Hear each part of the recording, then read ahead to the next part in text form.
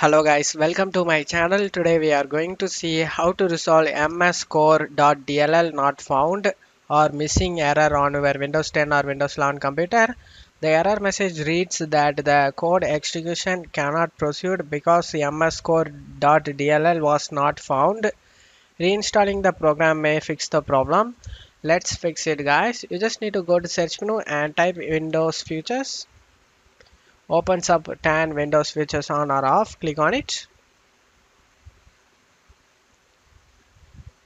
You just need to uncheck the .NET Framework 3.5 and .NET Framework 4.8 guys.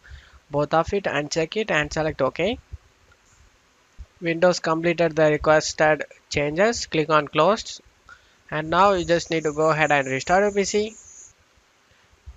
After restarting your PC, go to search menu and type Windows Features.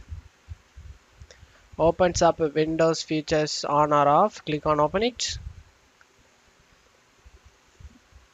You just need to check mark .NET Framework 3.5 and 4.8 and select OK.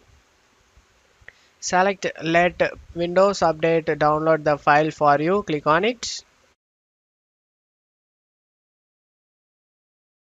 After finishing this, Windows completed the requested changes.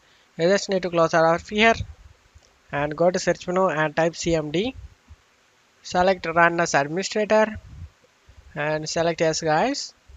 Now in the command prompt window, you just need to type sfc space slash SCANNOW. Press enter. This is file checking utility scan guys. Being system scan, this process will take some time. This will help you to fix corrupted files in your computer guys. This verification need to get 100% need to complete. Wait for it until this done. You just need to go ahead and restart your PC. After that, hopefully after restarting, your MSCORE.DLL not found error has been fixed guys. That's it for today's video guys. Give me a like and subscribe. Thank you.